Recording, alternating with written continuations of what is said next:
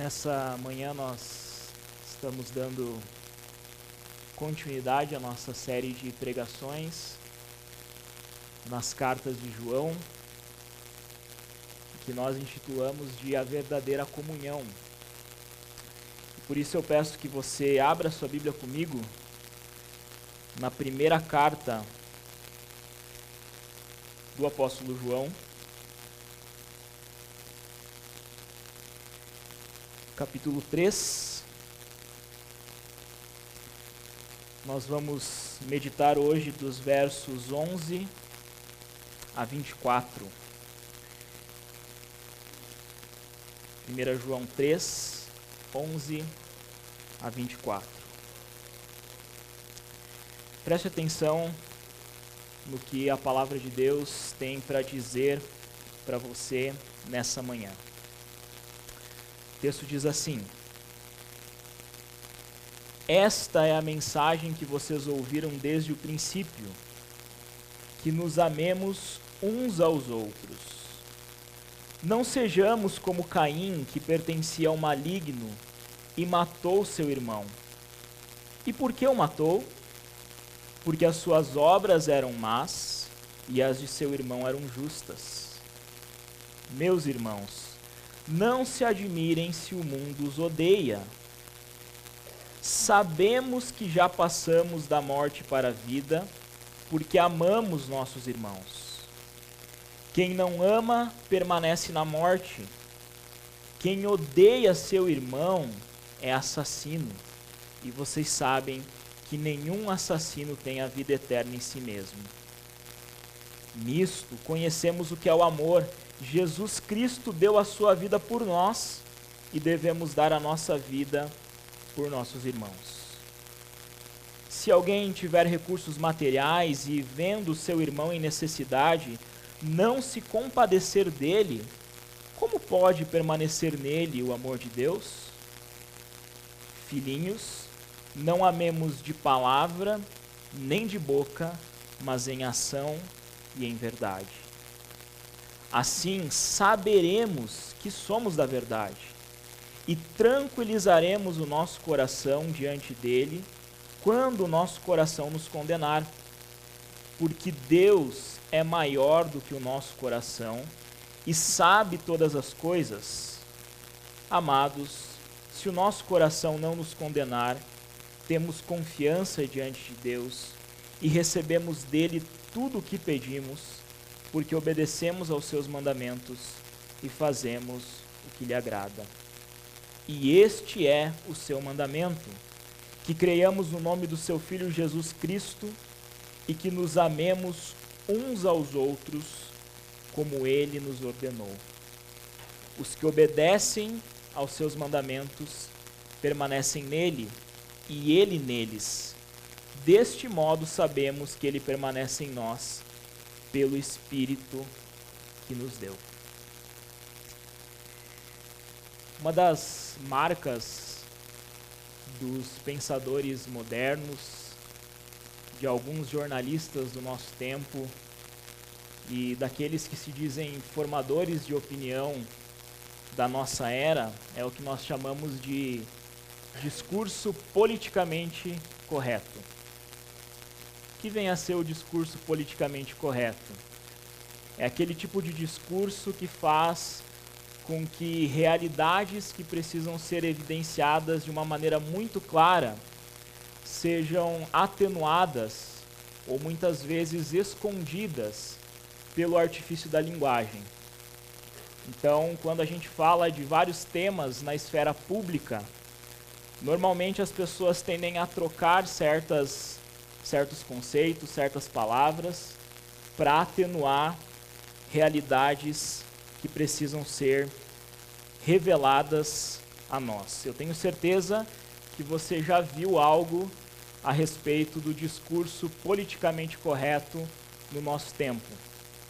Nas manchetes dos nossos jornais, nas notícias que nós lemos nos meios de comunicação, muitas vezes nós temos um discurso politicamente correto. Você já leu uma manchete, por exemplo, que diz: caminhão invade rua em Berlim e mata 4. No primeiro momento, quando você lê uma manchete como essa, a primeira coisa que você pensa é que aconteceu um mero acidente. Um caminhão desgovernado e que, por algum motivo que a gente ainda não sabe, atropelou e tirou a vida de 4 pessoas. Só que quando a gente lê a notícia completa ou tem a informação completa a respeito dessa informação, a gente vai perceber que não é bem assim. Que o correto seria dizer: homem dirigindo o caminhão atropela e mata propositalmente 4 pessoas em Berlim, o que nos revela algo a mais a respeito dessa notícia. No mínimo, um crime de assassinato cometido por um bandido, ou no máximo, para ser preciso, um ato terrorista, como de fato foi. Em outros temas que nós ouvimos na esfera pública, o discurso politicamente correto também se faz presente. Quando nós ouvimos as discussões a respeito de aborto, vocês já pararam para perceber que muitas pessoas alteram a temática ou o conceito de aborto para uma discussão que meramente envolve a questão do direito de escolha. Como se a realidade do aborto se reduzisse somente a isso, ao direito de escolha, e não envolvesse outras questões éticas, outras questões relacionadas à justiça, que muitas vezes superam e muito o direito de escolha de alguém. Mas isso não está apenas na esfera pública. No discurso acerca da fé, muitas vezes, o politicamente correto também se faz aparecer. Você já ouviu o tipo de frase que diz que o cristão não deve julgar em nenhuma hipótese. O cristão deve tão somente amar. Ou a versão mais reduzida dessa: ame mais, julgue menos. Esse tipo de noção, embora reflita alguma coisa a respeito daquilo que nós cremos, muitas vezes faz com que realidades que precisam ser evidenciadas sejam escondidas diante dos nossos olhos e do nosso pensamento. Discursos como esse, que falam a respeito de amor e de julgamento, muitas vezes tratam os dois conceitos ou essas duas verdades como se fossem realidades mutuamente excludentes. E nós sabemos pela Escritura que amor, julgamento, justiça não são verdades excludentes. Elas são verdades complementares. Por que eu estou dizendo isso, irmãos? Graças a Deus, o nosso querido apóstolo João, inspirado pelo Espírito Santo, não adota um discurso politicamente correto. E nós vamos ver o porquê disso nessa manhã. Nós temos aprendido até aqui que o apóstolo João ele tem estabelecido, a partir da sua primeira carta, alguns testes ou algumas provas para que você ateste de fato que você é um verdadeiro cristão. Ou nas palavras da teologia joanina, para que você saiba se realmente você nasceu de novo. Se no Evangelho de João nós temos de maneira explícita a doutrina da regeneração ou do novo nascimento, que é o ato em que Deus concede vida espiritual àqueles que estão numa condição de morte eterna, na primeira carta de João, ele começa a estabelecer então algumas provas para que você saiba se isso é uma realidade na sua vida.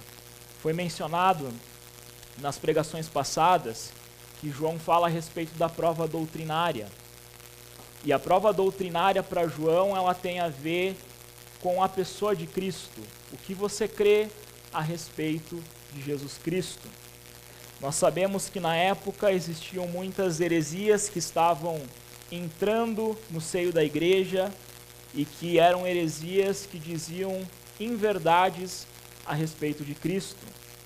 Nós temos a heresia gnóstica, que falava a respeito de um conhecimento esotérico, de um conhecimento pelo qual alguém poderia ser salvo a parte do sacrifício real de Cristo. Os gnósticos eram aqueles que diziam que toda a matéria, todo o nosso corpo é essencialmente mal e por isso negavam todas as realidades associadas ao Cristo que se fez carne. Não apenas essa heresia, mas nós tínhamos também os seguidores de Cerinto, que também traziam noções a respeito de Cristo e que certamente não tinham a ver com aquela verdade que havia sido pregada pelos apóstolos durante o primeiro século.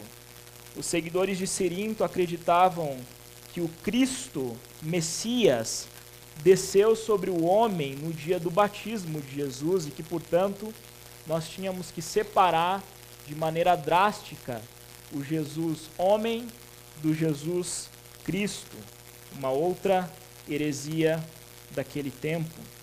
E nós também tínhamos a heresia do docetismo, aqueles que diziam que Cristo não era humano, mas apenas pareceu humano. E é contra essas heresias que João chama a prova doutrinária, para que aquelas pessoas pudessem então crer realmente naquilo que havia sido a verdade crida desde o início a respeito de Cristo. Nós falamos também em todas as pregações até aqui a respeito de uma segunda prova, a prova moral. A prova moral diz respeito à obediência à justiça de Deus expressa em seus mandamentos. Se aqueles falsos mestres diziam que a vida aqui na terra não importava, uma vez que a matéria era má, João, em contraposição a essa ideia, vai dizer que a vida do cristão, ou daquele que se achega a Deus, necessariamente deve ser uma vida que revela obediência à justiça de Deus, obediência aos mandamentos de Deus. Uma terceira prova que nós vimos é a prova social, acerca do amor de Deus que deve ser refletido no amor que a igreja tem na comunhão dos santos. Todas essas provas, João estava querendo dizer, resumindo tudo aquilo que ele nos ensinou até agora, que só pode ser considerado cristão aquele que tem uma confissão correta sobre Jesus, aquele que confia nele como Salvador e que evidencia o senhorio de Cristo em sua vida no cumprimento dos mandamentos divinos, especialmente no que se refere aos atos de amor dispensados aos seus irmãos. Irmãos, no verso anterior ao texto que nós estamos considerando nessa manhã, o verso 10 do capítulo 3, o apóstolo João mostrou que aquele que não pratica a justiça e nem ama seu irmão é filho do diabo e não filho de Deus. E aqui nós não temos uma linguagem ambígua. João é extremamente direto ao afirmar aquilo que está dizendo. Assim como um jornalista sério ou um pensador que forma opinião e que tem compromisso com a verdade, assim como para ele, bandido é bandido, justiça é justiça, terrorista é terrorista, para João, filho de Deus é filho de Deus, filho do diabo é filho do diabo. São palavras extremamente fortes, mas que nos revelam realidades que nós precisamos ouvir. Amor para João não é uma ideia abstrata e genérica, separada de qualquer noção de discernimento ou de justiça. Amor para João é a prática da justiça de Deus expressa em seus mandamentos. Na passagem que nós estamos considerando nessa manhã, João faz uma elaboração acerca da prova social mencionada anteriormente. Então hoje nós iremos meditar dos versos 11 aos versos 24 acerca do amor. E eu ousaria dizer que aqui nesses versos nós temos um guia politicamente incorreto acerca do amor. E não entendam mal o que eu estou dizendo, mas essa incorreção de João, ela de fato revela para nós aquilo que verdadeiramente é o amor. Eu quero que você acompanhe comigo como que João mostra para a gente o que de fato é o amor.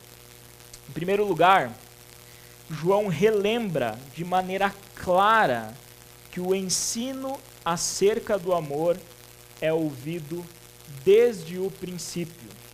Acompanhe comigo nos versos 11 ao verso 13. Esta é a mensagem que vocês ouviram desde o princípio, que nos amemos uns aos outros. Não sejamos como Caim, que pertencia ao maligno e matou seu irmão. E por que o matou? Porque suas obras eram más e as de seu irmão eram justas. Meus irmãos, não se admirem se o mundo os odeia. Os falsos mestres daquele tempo, eles se orgulhavam de ter recebido uma instrução ou um conhecimento novo acerca daquilo que eles chamavam de espiritualidade. Talvez não apenas aqueles mestres ou falsos mestres do tempo de João, mas também hoje muitas pessoas buscam por coisas novas dentro das igrejas e dentro da sua experiência de espiritualidade com a fé cristã. É por isso que nós temos pessoas pulando de igreja em igreja, buscando por novas revelações, novas experiências, e que muitas delas não refletem aquilo que é a vontade revelada por Deus a nós. Eu não estou dizendo que Deus não possa trazer em momentos diferentes da nossa vida um novo começo ou coisas novas que Ele precisa tratar individualmente com cada pessoa que está aqui. Mas na ânsia de buscar por coisas novas, muitas vezes os cristãos esquecem daquilo que é muito antigo e que é o fundamento da sua fé. Se os falsos mestres eles se orgulhavam de um novo ensino recebido por uma iluminação espiritual em que só aqueles que eram iniciados de uma maneira mística podiam encontrar essas novas revelações, João vai chamar a atenção da sua plateia para uma mensagem que era antiga, porém muito verdadeira. João vai apelar para a autoridade apostólica, da tradição apostólica, que remonta também à autoridade do próprio Cristo para falar a respeito do amor. E a mensagem acerca do amor, você deve lembrar que não é uma mensagem nova, daquilo que nós chamamos de Novo Testamento. Se você já estudou a lei de Moisés, você vai perceber que a base, o fundamento de todas aquelas leis, de todas aquelas normas que regiam a espiritualidade do povo de Israel e toda a sociedade que foi se formando ao longo do tempo do povo de Deus, eram normas e mandamentos pautados pelo mandamento do amor. Deuteronômio 6, Levítico 19, você vai ver várias menções a respeito do amor a Deus e do amor ao próximo, que inclusive era a base da espiritualidade de todo israelita e depois de todo aquele que se achegava à fé judaica. O próprio Cristo, ele vai afirmar no Evangelho de João que um dos critérios pelos quais os seus discípulos seriam conhecidos no mundo era o amor que eles dispensavam uns aos outros. E é muito interessante que, para ilustrar o seu argumento, João vai contrastar o amor que é requerido da igreja com o comportamento de um personagem bíblico bastante conhecido chamado Caim. Você lembra da história? Gênesis capítulo 4, nós temos Caim e seu irmão Abel, filhos de Adão e Eva. Nos é dito pela Escritura que Caim era uma espécie de criador de ovelhas, um pastor de ovelhas. Abel, seu irmão, era um agricultor, ou o contrário, desculpa, o contrário. Caim era um agricultor e Abel um pastor de ovelhas. E no relacionamento que eles tinham, eles foram tendo algumas dificuldades. E em dado momento nos é ensinado na Escritura que cada um deles chega diante de Deus para prestar um culto e oferecer uma oferta diante do Senhor. E é muito interessante que quando normalmente as pessoas param para analisar essa passagem de Caim e Abel em Gênesis capítulo 4, o foco que é mencionado está mais associado com a ideia da oferta, ou do porquê a oferta de um foi aceita e a de outro foi rejeitada, do que necessariamente com aquilo que o texto de fato quer nos revelar acerca de Caim.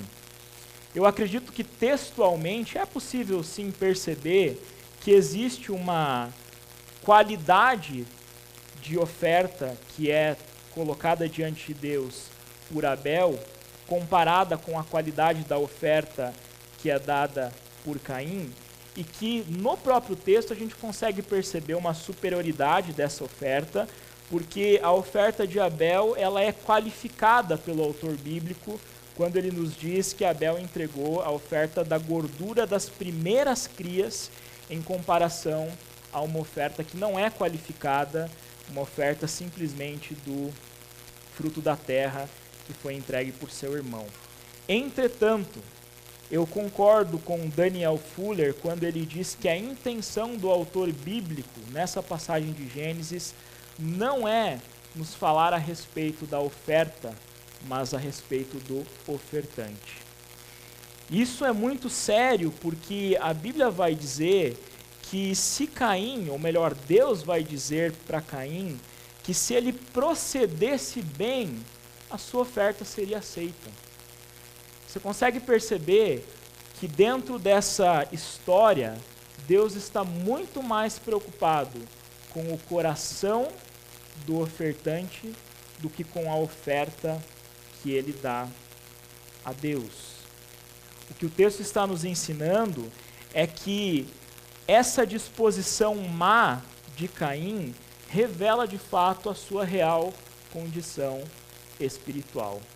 No texto bíblico, Caim representa uma linhagem que é totalmente hostil aos mandamentos de Deus, à justiça de Deus, enquanto Abel representa aquela linhagem que está em consonância com os mandamentos divinos e com os propósitos de Deus. O que o texto de 1 João vai nos lembrar é que Caim assassinou o seu irmão não porque Abel era ímpio, mas porque ele era justo. Havia uma inveja tão grande por trás do ódio de Caim, a ponto dele se ressentir com a justiça superior demonstrada pelo seu irmão. O homicídio que praticou contra Abel, ele exemplifica a violenta antipatia que a justiça sempre provoca nos injustos. Por que eu estou falando isso? Porque quando a Bíblia nos ensina a respeito de realidades de ódio em contraposição àquilo que João defende como realidades de amor, é em exemplos como esse que nós vemos que aquela fúria, aquele ódio que é direcionado contra os filhos de Deus ou contra aqueles que se colocam debaixo da autoridade dos mandamentos de Deus, em última instância é um ódio direcionado ao próprio Cristo. Jesus nos advertiu que seria assim sob a pena de João. Em João capítulo 3, versos 19 e 20, diz: "E o julgamento é este: a luz veio ao mundo, e os homens amaram as trevas em lugar da luz, pois as suas obras eram más. Porque todo aquele que pratica o mal odeia a luz e não vem para a luz, para que as suas obras não sejam expostas." Em João capítulo 15, verso 18, "Se o mundo vos odeia, sabei que primeiramente odiou a mim. Se fosseis do mundo, o mundo amaria o que era seu, mas o mundo vos odeia porque não sois do mundo, pelo contrário, eu vos escolhi do mundo." O ponto é que se você se achegou à fé cristã para ser amado por todos, eu diria que você está equivocado. E que certamente o amor que você dispensa a Cristo, o amor que você tem a Deus, na medida em que você obedece os mandamentos de Deus, ele é objeto não de amor do mundo, mas de ódio.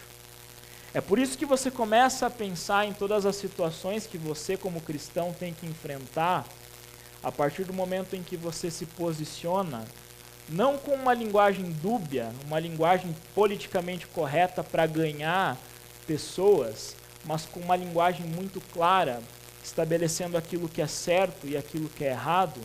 É por isso que você sofre, muitas vezes, com uma oposição violenta, tal como aquela oposição que foi vivenciada na vida de Caim e de Abel. É por isso que muitos irmãos nossos hoje são perseguidos até a morte, porque o ódio, ele é um primeiro passo para outros pecados piores, inclusive a morte.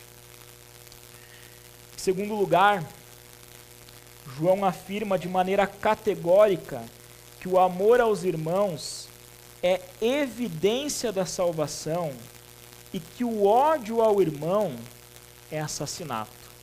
Acompanhem comigo nos versos 14 e 15. "Sabemos que já passamos da morte para a vida, porque amamos nossos irmãos. Quem não ama permanece na morte. Quem odeia seu irmão é assassino. E vocês sabem que nenhum assassino tem vida eterna em si mesmo." Aqui em 1 João você vai perceber que é comum o apóstolo utilizar a palavra sabemos ou conhecemos. A palavrinha que aparece aqui no original, no grego, ela é uma variação do verbo gnosko, que significa conhecer, e certamente uma maneira que o apóstolo utiliza para enfrentar as heresias daqueles chamados gnósticos. E é muito interessante porque os gnósticos diziam que só é possível saber que alguém é espiritual por meio de uma espécie de experiência quase que esotérica e mística. Só que João, contrariando disso, ele diz: nós sabemos que temos vida porque amamos os nossos irmãos. Veja que João está sendo extremamente repetitivo, porque ele quer demonstrar para aquelas pessoas que estão lendo ou recebendo a informação aqui da sua carta, que a vida cristã, ela não tem a ver com experiências que você precisa viver a cada dia e que muitas vezes são subjetivas dentro da sua realidade de vida.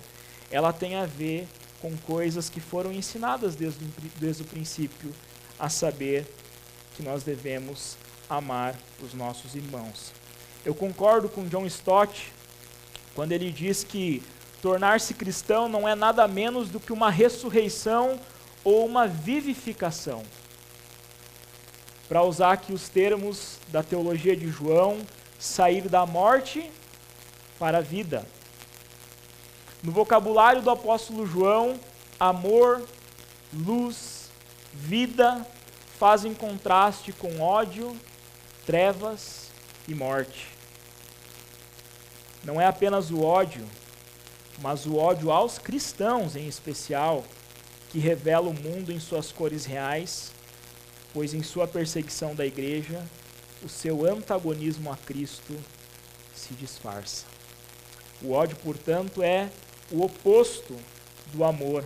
Aliás, o amor é uma ênfase também do Novo Testamento como um todo.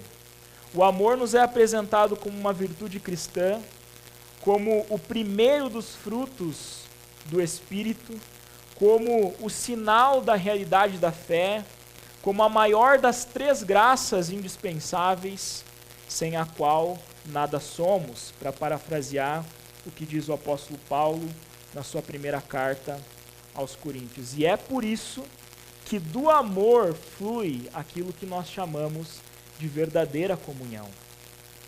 Perceba que quando João ressalta a realidade de que a vida da igreja deve ser uma vida que reflete amor e que nos relacionamentos da igreja deve-se haver amor uns aos outros, ele está de fato nos mostrando que os verdadeiros cristãos, aqueles que passaram da morte para a vida, estarão ansiosos pela comunhão da igreja, se deleitarão em reunir-se para prestar culto e orar juntos e para conversar sobre temas espirituais. Parece uma realidade óbvia, mas um dos teólogos da nossa atualidade, Mark Dever, ele fala em um dos livros que nós estamos lendo aqui na igreja com o pessoal da Poimênica, um grupo aí de seminaristas, ele fala a respeito do hábito que muitas vezes nós temos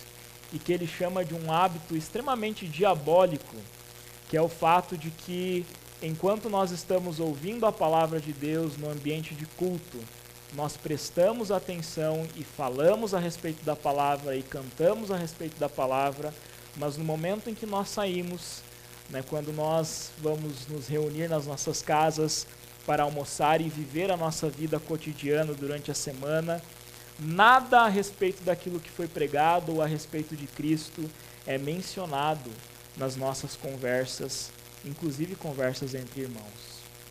E de fato eu concordo com Mark Dever que esse é um hábito diabólico, porque nos tira de fato aquilo que nós precisamos meditar o tempo todo e trazer para a realidade da prática das nossas vidas, a saber, aquilo que Cristo é e aquilo que Ele nos ensina. É claro que durante a comunhão que você tem com os irmãos, você pode conversar sobre outras coisas que não teologia, que não a respeito da Bíblia. É saudável que você converse sobre futebol, sobre outros relacionamentos e sobre diversas temáticas que você pode conversar com os irmãos. Mas tome cuidado quando você analisa tudo aquilo que é o relacionamento que você tem com os seus irmãos na igreja. Se Cristo, de alguma forma, não aparece como aquele que domina os nossos relacionamentos, nós estamos perdendo aquilo que o apóstolo João quer nos ensinar hoje pela manhã. João prova o seu ponto afirmando que a falta de amor, ela é evidência da morte espiritual. É claro que João não está negando a possibilidade de que um assassino, alguém que comete um crime tão grave como tirar uma vida, não possa viver uma conversão genuína ou ter a possibilidade de arrependimento e perdão diante do Evangelho, diante daquilo que Cristo fez. Não é esse o ponto de João, mas o que João quer nos afirmar nessa manhã é que o ódio contínuo no coração de uma pessoa é a evidência de uma falsa fé. Você já parou para pensar que Caim também era religioso? Ou melhor, que o primeiro assassinato da história registrado foi cometido depois de um culto? É isso que nos revela que a verdadeira espiritualidade, ela não é meramente externa, ela tem a ver com o coração posto no lugar certo. E é por isso que nós não devemos abrandar as palavras de João, Quem odeia seu irmão é assassino. Palavras fortes. O ódio é o prelúdio do assassinato. Se você lembra de outras passagens nas Escrituras, você vai perceber que Esaú odiou a Jacó e planejou matá-lo. Herodias odiava João Batista e também planejava matá-lo. É por isso que a marca de um salvo jamais pode ser o ódio, e sim deve ser o amor, porque uma pessoa salva busca o bem do seu irmão e não a sua morte. Logo, o assassino não tem vida eterna permanente em si. Terceiro lugar, João estabelece sem hesitar que Jesus Cristo é o exemplo supremo do amor. Acompanhe comigo nos versos 16 a 18. Nisto conhecemos o que é o amor. Jesus Cristo deu a sua vida por nós e devemos dar a nossa vida por nossos irmãos. Se alguém tiver recursos materiais e vendo seu irmão em necessidade, não se compadecer dele, como pode permanecer nele o amor de Deus? Filhinhos, não amemos de palavra, nem de boca, mas em ação e em verdade. De novo o apóstolo João fala, nisto conhecemos, porque o verdadeiro sentido do amor não está encoberto e não é acessado por meio de alguma experiência espiritual esotérica como ensinariam os falsos mestres. O verdadeiro sentido do amor está revelado. E como nós sabemos o que é o amor? João faz aqui uma transição do exemplo de Caim para o exemplo de Cristo. Se Caim foi apresentado por João como exemplo supremo do ódio, Cristo é apresentado como exemplo supremo do amor. O ódio de Caim resultou em assassinato. O amor de Cristo em sacrifício próprio. Caim tirou a vida de seu irmão. Cristo deu a sua vida por nós. Isso nos ensina que o amor sim é um sentimento, mas mais do que um sentimento, o amor, ele é traduzido em uma ação. O amor de Cristo não foi apenas de palavras, mas sobretudo de ação. Um amor que é um amor de auto-sacrifício. No início do nosso culto, o Keck nos lembrou muito bem na sua oração que o sacrifício de Cristo foi um sacrifício vicário em nosso lugar, um sacrifício substitutivo. E é claro que nós não podemos dar a nossa vida aos nossos irmãos no mesmo sentido e na mesma profundidade que Cristo deu a sua vida por nós. O sacrifício de Cristo é irrepetível, é único na história. Mas nós podemos dar a nossa vida pelos nossos irmãos no sentido de serviço e de cuidado.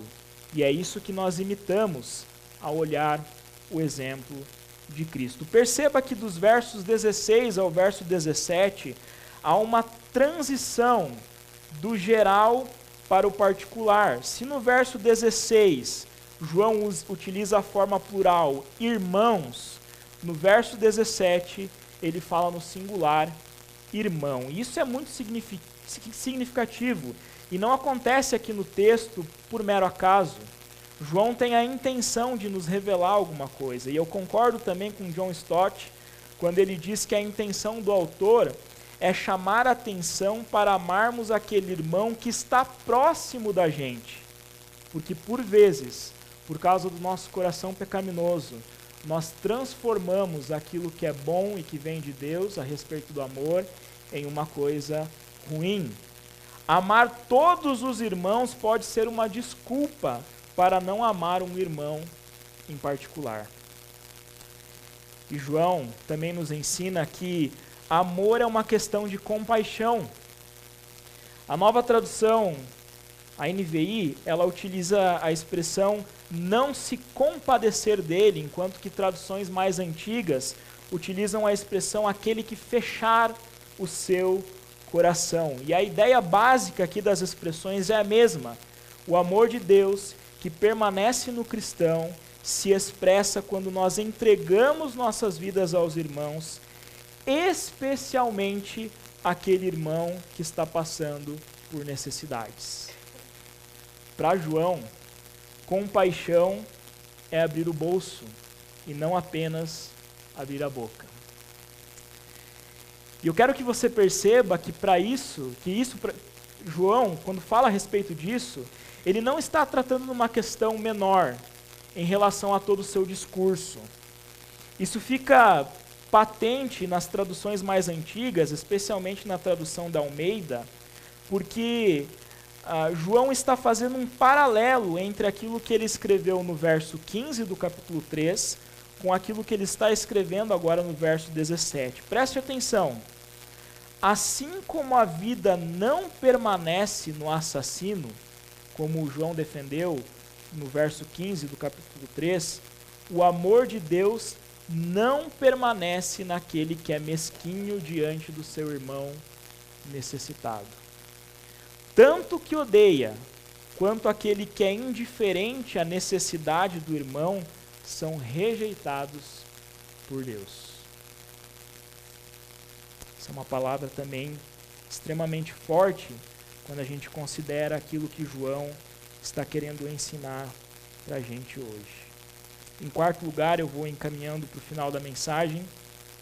João nos revela quais os resultados do amor. Acompanhe comigo a partir do verso 19. Assim saberemos que somos da verdade e tranquilizaremos o nosso coração diante dele quando o nosso coração nos condenar.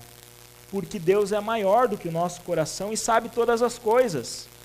Amados, se o nosso coração não nos condenar, temos confiança diante de Deus e recebemos dele tudo o que pedimos, porque obedecemos aos seus mandamentos e fazemos o que lhe agrada.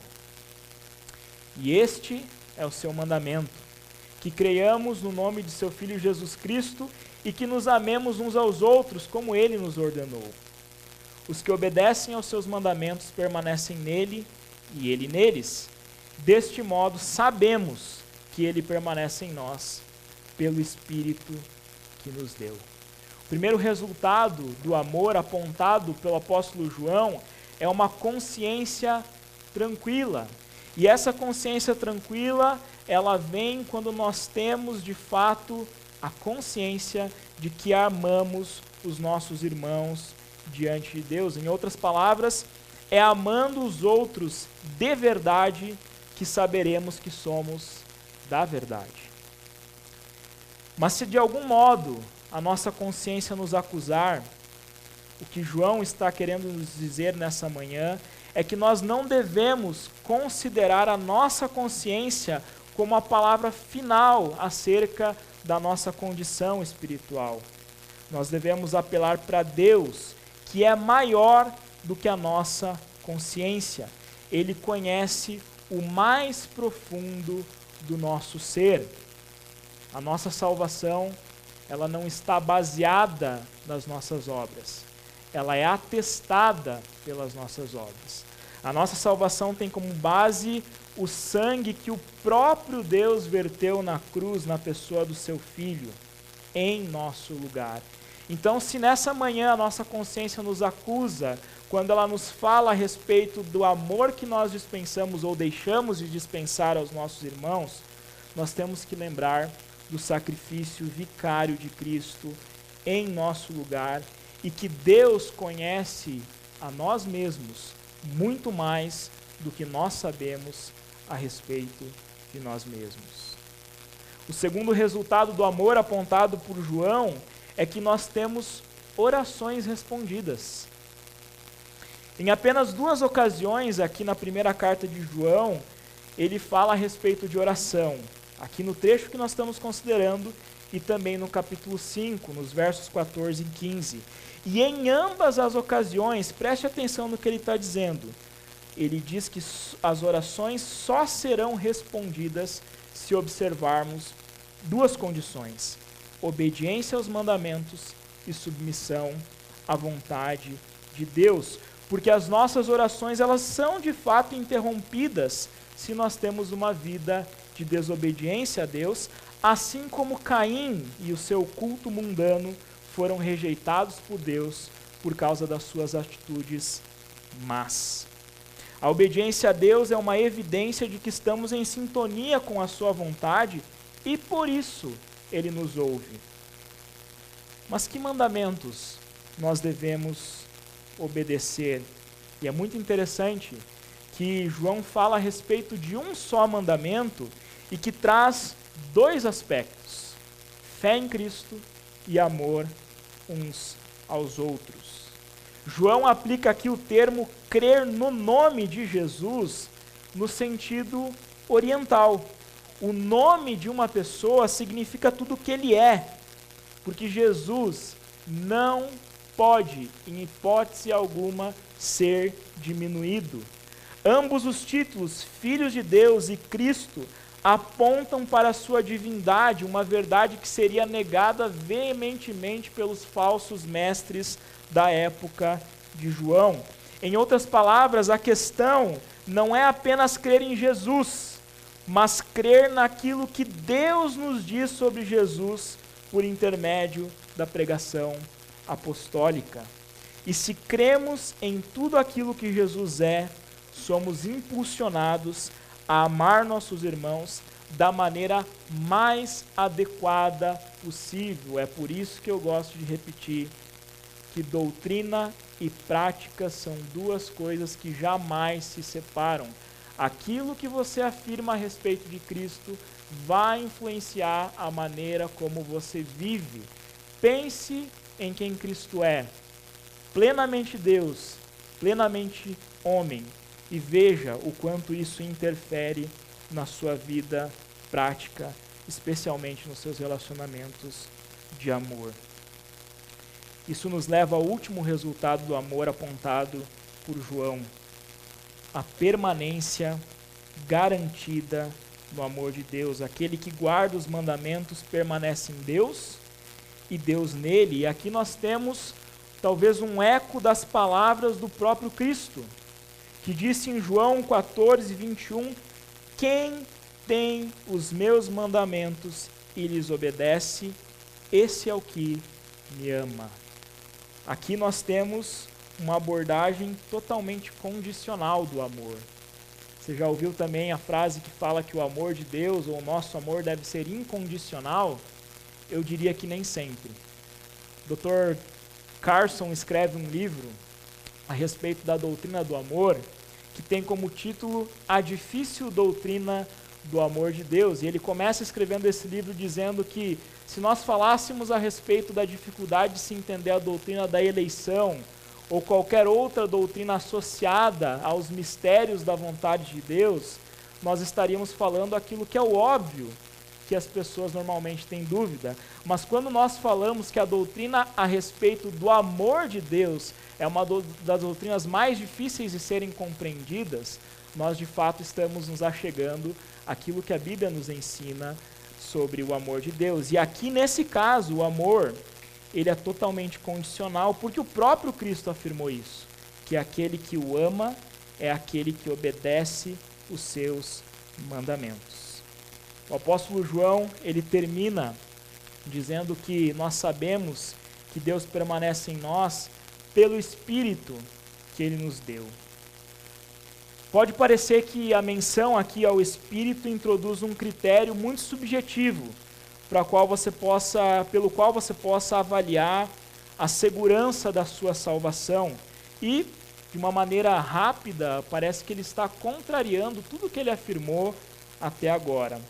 Mas é claro que não é assim. Se você lembra um pouco da teologia de João, você vai saber que o Espírito, especialmente o Espírito Santo, o Espírito de Deus, é aquele que nos concede vida E não somente nos concede vida, mas é aquele que nos capacita para que a gente viva uma vida em consonância com o mandamento de Deus. É pelo Espírito que nós confessamos a Cristo e o Cristo que veio em carne.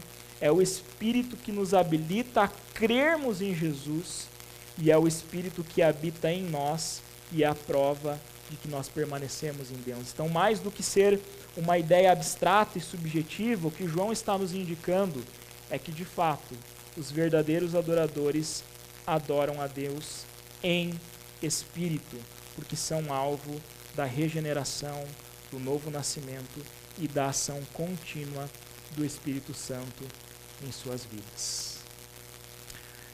O que nós tiramos de tudo isso? Algumas aplicações para nós essa manhã. Em primeiro lugar, você cristão não deve adotar um discurso politicamente correto. Você cristão deve ter a coragem de discernir o que é certo do que é errado, tal como o apóstolo João nos ensina muito bem aqui na sua primeira carta.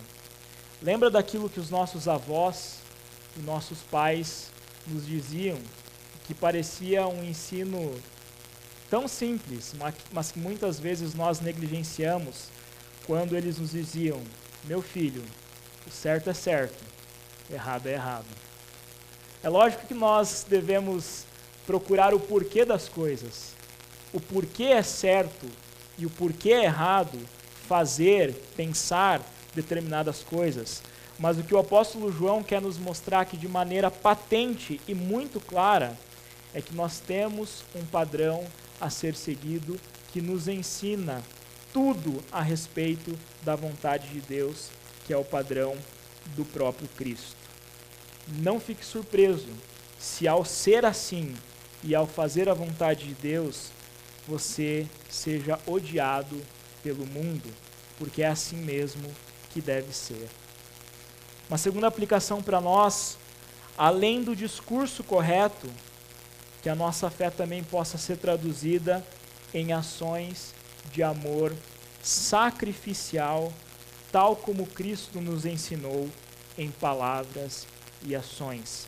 Por isso que a comunhão da igreja é muito importante. Embora muitos dos ensinamentos de João possam ser aplicados de uma maneira geral a toda a humanidade, o primeiro público que João tem em vista aqui é a igreja. É por isso que constantemente ele fala a respeito de irmãos. E nós, como irmãos em Cristo, devemos viver uma vida que se traduz aí em ações de amor sacrificial. Uma terceira aplicação para nós essa manhã: investigue o seu coração para se certificar que não há nenhum resquício de ódio nele. Isso não estava no meu esboço original essa manhã, mas ao reler o meu sermão, eu estava pensando sobre algumas realidades que nós temos vivido como Igreja da Trindade, e eu lembrei de um livrinho escrito por Timothy Keller, chamado Ego Transformado, que alguns irmãos aqui da igreja já leram, e que eu recomendo que você compre esse livro. É um pequeno livro, mas que tem informações ali extremamente relevantes para o nosso contexto de hoje. E uma das coisas que Timothy Keller vai ensinar nesse livro é que o cristão é alguém que é pautado por um ego transformado pelo Evangelho. O que isso tem a ver com o que nós mencionamos aqui hoje? No momento em que você vai se relacionar com seu irmão, é inevitável que você se depare com pessoas que em determinadas áreas da vida são muito melhores do que você. Sempre vai ter alguém melhor do que você, mais maduro do que você em determinadas áreas da vida. Mas se o nosso movimento, quando a gente se depara com uma pessoa que é mais madura do que nós e que tem habilidades e dons que são diferentes dos nossos, é um movimento de ressentimento, de não querer aprender com essa pessoa, ou de querer afastar a atenção que ela possa demandar a qualquer outra pessoa e que você quer que essa atenção seja para você, você está correndo no mesmo limiar que Caim correu quando ele começou a olhar com ódio e com ressentimento para o seu irmão. Isso é muito sério. Talvez aqui nós tenhamos uma das principais aplicações da primeira carta de João. João nos ensina que entre irmãos, a ética que deve pautar a nossa vida é a ética do amor. O que isso significa? Se você enxerga alguém que é melhor do que você, ame essa pessoa e ame a qualidade que ela tem. Porque a partir do momento que você ama o seu irmão e ama a qualidade que ele tem, isso vai transformar diretamente o seu ego a ponto de você absorver e aprender aquilo que você deve aprender com o seu irmão. Imagine o quanto os nossos relacionamentos seriam totalmente diferentes se a gente começasse a enxergar os outros tendo um ego transformado que atua pela ética do amor. E uma última aplicação para a gente encerrar: se a sua segurança de salvação for abalada em algum momento da sua vida, volte-se para Deus. Ele é maior do que o seu coração e conhece todas as coisas. Vamos orar?